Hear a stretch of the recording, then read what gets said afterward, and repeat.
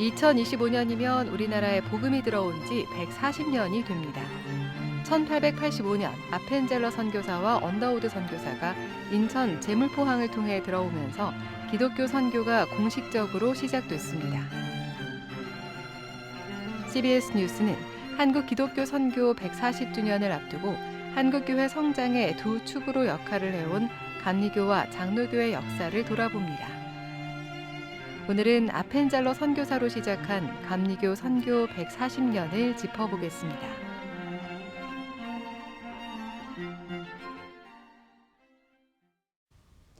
여러분 안녕하십니까? CBS 뉴스입니다. 내년이면 언더우드와 아펜젤러 선교사가 우리나라에 복음을 들고 첫 발을 내디딘 지 140년이 됩니다. CBS는 추석을 맞아 오늘부터 사흘 동안 한국교회 선교 140년 역사를 돌아보는 보도 특집을 마련했습니다. 오늘은 첫 번째 시간으로 아펜젤러 선교사의 발자취를 중심으로 펼쳐진 감리교 선교가 우리에게 어떤 변화를 가져왔는지 돌아봅니다. 송주열 기자입니다. 1885년 4월 5일 부활주일 아펜젤러 선교사는 만삭인 아내와 함께 인천 제물포항을 통해 이역만리 조선 땅을 밟았습니다. 그리고 평소 습관대로 일기를 씁니다. 이곳에 온 이후에 조선의 어떤 흑암, 조선이 가지고 있는 어떤 무지 이런 것들이 산산이 이제 자기가 복음을 전함으로 인해서 산산이 깨지기를 원한다라는 그런 그 기도문이 있습니다. 그래서 그 어떤 각오를 엿볼 수 있는 그런 그 내용들이 이 공간 안에서 이렇게 기록을 한 겁니다. 같은 날 입국한 장로교단 언더우드 선교사는 곧바로 서울로 향한 반면 아펜젤러 선교사는 인천에 45일 동안 머물며 조선의 정세를 파악하고 민중들과 소통하려고 노력했습니다. 아펜젤러 선교사의 예배 처소가 모태가 돼 인천 내리교회가 세워지고 대한성공의 최초 교회인 내동성당과 함께 초창기 선교를 감당하게 됩니다. 당시 개항장이자 선교의 관문이 된 인천 제물포항을 통해 전해진 복음은 감리교회 첫 교회라 해서 이름 붙여진 정동제일교회와 장로교 세문안교회 설립으로 이어집니다. 아펜젤로와 언더우드가 물꼬를 튼 복음은 사대문 밖으로까지 전파되고 속속 교회가 세워지기 시작했습니다. 당시 선교사들에게 교파는 중요하지 않았습니다. 하나님 아래에서 하나 된 어떤 또 소명을 가지고서 복음을 전파하는 이들이었기 때문에 갈등이나든지 아니면 이렇게 불필요한 어떤 이런 뭐 불화라든지 이런 거를 할 필요가 없던 분들이셨죠. 그래서 같이 함께 선교를 하는 거에 굉장히 익숙하셨고요. 그렇게 서로 도우면서 했던 선교 방식을 추구하셨습니다. 급속도로 퍼져나간 복음의 중심에는 교육과 의료가 있었습니다. 아펜젤로와 언더우드 입국 1년 전인 1884년 감리교 맥클레이 선교사가 고종으로부터 교육과 의료활동 허가를 받아냈고 교육과 의료선교의 초석이 만들어졌습니다. 교육선교의 중심에는 인재를 배출하는 배움터라는 이름의 배제학당이 있었습니다. 아펜젤러 선교사님이 이 학교를 세우면서 했던 어떤 특별한 교육 이념은 내가 배워서 출세를 해서 입신양명해야겠다라고 하는 생각이 아닌 오히려 내가 남을 주고자, 남을 섬기고자 배움을 갖는다. 예수님처럼 자신을 희생하며 남을 섬기는 리더십을 가르쳤던 배제학당은 독립운동가들뿐만 아니라 우리 사회 발전의 밑거름이 되는 수많은 인재들을 길러냈습니다. 감리교 선교 역사에서 메리 스크랜턴과 윌리엄 스크랜턴 모자 선교사의 헌신 역시 빼놓을 수 없습니다. 어머니 메리 스크랜턴 선교사는 이화학당을 설립해 당시 천대받던 여성들의 교육과 계몽에 힘썼으며 아들 윌리엄 스크랜턴은 우리나라 최초 의료 선교사로 성문 밖 가난한 이들을 치료하면서 아현교회와 동대문교회, 상동교회 등을 설립해 민족 지도자 양성에도 힘썼습니다. 어머니 메리 스크랜턴은 생을 마감할 때까지 교육 선교에 헌신하다 양화진 외국인 묘지에 안장됐으며 아들 윌리엄 스크랜턴은 강제징용으로 끌려간 한인 노동자들을 돌보다 일본 고베에서 생을 마감했습니다. 인재 양성과 함께 성서 번역에도 힘썼던 아펜젤러 선교사는 1902년 성서 번역 업무를 위해 목포로 향하던 중 해상사고로 배가 침몰해 군산 어청도 앞바다에서 순직합니다. 순직 당시 아펜젤러 나이는 44세입니다. 아펜젤러 선교사님의 선교 정신은 하나님 나라를 만들기 위해서 본인이 정말 희생한 그런 그 모습들을 우리가 살펴볼 수 있고요. 성서 번역을 위해서 이동하는 그 순간까지도 어떻게 보면 선교의 어떤 자신이 맡은 선교적인 그런 일들을 수행하기 위해서 가시다가 순직한 그런 모습들을 우리가 살펴볼 수 있고요. 아버지를 잃게 만든 나라였지만 아펜젤러의 딸 앨리스 아펜젤러와 아들 헨리다치 아펜젤러는 대를 이어 교육 선교에 이바지하다 아버지처럼 순직합니다. CBS 뉴스 송주열입니다. 국내 기독교 선교 140주년을 앞두고 선교의 한 축을 담당했던 감리교단의 선교의 결실과 과제에 대한 이야기를 자세히 들어보겠습니다. 송주열 기자가 기독교대한감리회 이철 감독회장을 만났습니다. 감독회장님 안녕하세요. 네, 안녕하세요. 사실 기독교 선교 140주년의 역사가 장로교단이나 감리교단만의 역사는 아니잖아요. 그 선교사님들이 우리나라 한국 사회에 미친 영향 적지 않을 것 같은데요. 그 선교사님들이 들어오셔서 교육의 변화, 네.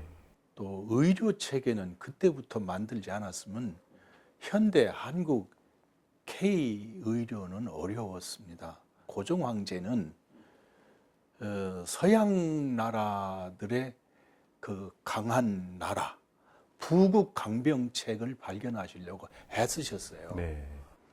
그러면서 선교사님들이 들어오시는 길을 열어 놓으심으로 해서 이 사회는 전반적인 대변화가 일어나게 된 거죠. 특별히 아펜젤러 선교사님 같은 경우는 교육에 힘썼다고 전해지는데요. 결국은 사람을 길러내는 문제인데 그 사람을 어떻게 길러내느냐 하는 문제에 대해서 교회는 선교사님들은 들어오시면서 일단 교육부터 시작해야 되겠다. 그래서 배제학당, 이화학당 이렇게 시작한 거 아닙니까? 그리고 의료도 처음부터 벌써 고통받는 사람들이 많은 그 사람들을 사랑하는 방법을 의료를 통해서 펼치신 거죠. 스크랜턴 선교사님 가문은 참 대단한 가문이에요. 그분들은 오셔서 여성, 아이들, 의료 치료, 그리고 돌봄, 교육, 그걸 위해서 특별히 약자들을 위해서 헌신하신 분이라 참 대단히 놀라운 분입니다. 조선 백성을 불쌍히 여기고 진심으로 사랑한 거죠. 그 사랑의 결과, 사랑과 함께 의료가 펼쳐진 거고 교육이 펼쳐진 겁니다. 특별히 또 독립운동가를 많이 배출했어요. 주시경 선생님 같은 분들, 또 어쩌면 이준희 열사 같은 분들, 김구 선생님도 마찬가지고 안창호 선생님, 이승만 박사 할 것 없이 여운형 선생도 역시 전도사님이었습니다. 기독교는 희망을 주고 동시에 독립에 대한 열망을 가질 수 있도록 해준 그 당시에 유일한 통로였을 겁니다. 그래서 많은 지식인들이 왔고요. 특별히 감리교에 오게 된 것은 상동교회 전덕기 목사님이 그 큰 역할을 감당하셨고, 감리교회는 이 소그룹이라고 하는 이 그룹을 우리 감리교회 속회 클래스 미팅 요 그룹하고 예배 청년회라는 게 있었어요. 청년 교육을 만드는, 거기에 젊은 청년들이 많이 가입해서 그래서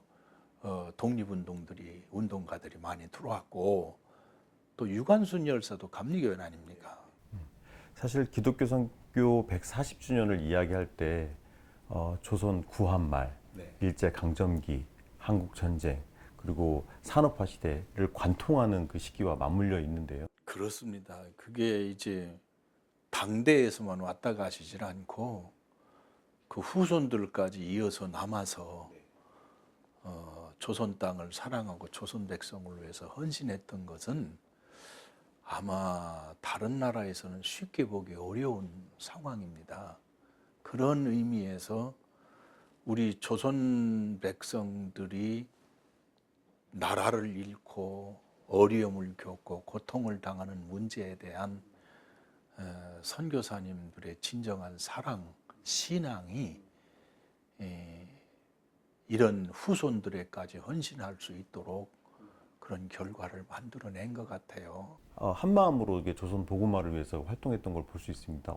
초창기 선교사님들한테는 이 교파라는 건 별 의미가 없습니다. 그리고 더 크게 꿈꾼 거는 조선의 교회를 함께 만들기를 원했었는데 그게 세월이 가면서 무색하고 그 좋은 예가 뭐냐면 선교 구역을 분할한 거예요. 네. 이게 선교 구역을 분할해서 예전에는 자유롭게 선교하다가 여기는 감리교회가 있었는데 장로교로 선교하도록 하자, 겹치지 않도록 하자. 그러면 간판을 다 바꿨고 장로교인에 있던 그 지역을 감리교 선교사로 이렇게 분할했을 경우 다 간판을 바꿔버린 거예요. 그럴 정도로 협력이 잘 됐고 교파 문제를 가지고 다투는 일은 없었습니다. 지금 140년이 지난 지금 사실 한국교회 시사하는 바도 클 것 같습니다. 그렇습니다. 감리교의 문제가 감리교의 문제만이 아니고 모두의 문제가 되고 장로교의 문제가 장로교의 문제가 아니고 모두의 문제가 되고 한 지도자의 문제가 한 지도자의 문제가 아니고 모든 교회가 다 책임을 져야 되는 이런 시대에 왔기 때문에 이제는 교회가 우리를 교파를 바라보고 교회를 생각하는 문제에 대한 아주 완전한 전환적인 시각을 가져야만 이 어려운 시기를 이겨나갈 수 있고 미래를 새롭게 만들어갈 수 있다고 생각합니다. 네, 선교학자들이 이야기하는 탈종교화 시대를 맞아서 한국교회가 뭐 어떤 패러다임의 시급한 전환이 필요하다는 그런 그렇습니다. 말씀이시죠. 그러니까 네. 이제 세상 사람들은 교파를 보지도 않고 교회 규모나 교인이 몇 명이나 이거 안 보고 그리스도인들의 성숙도만 보게 돼 있어요. 그거를 가지고 우리 내부에는 작은 문제 가지고 싸우고 다투고 그러는 문제는 세상 사람들은 보게 될 때 그거는 그들의 관심사도 아니에요. 그들의 관심사는 한국교회의 성숙도요. 그리고 사회 공헌도입니다. 다른 얘기를 좀 해보겠습니다. 1907년 평양 대부흥의 역사가 있고 그에 앞서서 1903년 원산에서 대부흥의 역사가 있었습니다. 거기에 또 감리교 선교사님, 하디 선교사님이 계셨어요. 지금 분단의 시대를 살아가고 있는 지금 북한 교회를 회복하는 것도 역시 기독교 선교 140주년을 맞아서 어떤 한국 교회가 또 남은 과제인 것 같은데 선교 과제라고 생각이 드는데요. 1903년도 그 회개를 우리 조선 사람이 하지 않고 문화적 우월감 아니면 신분의 우월감을 가지고 있던 하디 선교사가 내가 죄인이라고 우리 조선 사람들 앞에서 고백하는 데서부터 시작한 변화입니다. 그리고 조선에 온 모든 선교사들에게도 그런 겸손한 회개가 번져나간 상태로 복음이 이렇게 전파된 겁니다. 네. 그게 이제 우리도 회개하고 우리도 변화된 것이 평양운 대회개운동이 구령, 백만 구령으로 교회마다 동네마다 살린 거예요. 지역사회가. 그래서 김구 선생 같은 분은 경찰서 하나 세우는 것보다 경찰서 10개 세우는 것보다 교회 하나 세우는 게 낫다. 그러나 이제 저 북한 선교의 문제는 그런 내적 문제도 있지만 그건 정치적인 문제도 있고 막혀진 장벽의 문제도 있습니다. 그리고 너무도 다른 이념을 갖고 있기 때문에 이거를 뛰어넘는다는 건 굉장히 어려워요. 우리는 저 북한에 아직도 기도하는 백성이 있다고 믿고 북한 동포를 잊지 않고 기도하고 앞으로 통일의 문제를 위해서 끊임없이 기도하고 우리 방법대로 우리가 할 수 있는 대로 최선을 다할 겁니다. 주님께서 그 한국교회를 쓰실 날이 오겠죠. 아무래요. 네, 네. 얼마 전에 스웨덴에서 세계 감리교 대회가 있었지 않습니까? 그래서 세계 감리교회들이 또 한반도의 평화가 위협받고 있는 이 상황에 대해서 함께 기도하고 통일을 위해서 기도하는 모습을 보면서 굉장히 인상 깊었는데 그렇습니다. 지금 세계 감리교회는 전 세계 한 8,500만 되거든요. 8,500만 되는데 백인 중심의 미국 교회가 좀 어려움을 겪는 바람에 한국 교회 역할이 자연적으로 강화될 수밖에 없어요. 저희 한국 감리교회는 세계 감리교회를 향해서 유일한 세계 분단국이라는 걸 잊지 말아라. 그리고 이 분단 국가의 평화가 이루어지도록 같이 기도해다오. 그게 세계 평화를 위한 길이고 특별히 감리교인들이 해야 될 고귀한 사명이다 하는 얘기를 우리는 끊임없이 계속해서 하고 있고 특별히 미국 감리교회도 이 문제에 대해서 깊이 생각하고 매년 그 통일 라운드 테이블을 이어오고 있어요. 140년 전에 초창기 선교사님들이 조선 땅을 밟았을 때 그 느낌 어땠을까요? 그리고 지금 140년이 흐르고 난 뒤 지금 대한민국 상황을 대한민국에 만약에 좀 복음을 전하러 오셨다고 한다면 그 마음은 또 어떨까요? 이제는 의식 구조가 달라졌습니다. 의식구조. 네. 사람이 추구하는 방향이 달라졌기 때문에 지금에 와서 더 어려우실 거라고 생각합니다. 그때는 필요를 채워줬으면 됐지만 지금은 필요가 아닌 더 깊은 영성을 보여줘야 되고 삶을 보여줘야 되는데 지금이 더 사람들을 불러서 복음을 받아들이게 하는데 어렵지 않을까 하는 생각을 해봅니다. 기독교인이 기독교인답게 되는 일, 그리고서 답을 찾아야지. 기독교인답지 않은 데서 방법으로 답을 찾으려고 하면 그건 해답이 없다고 봅니다.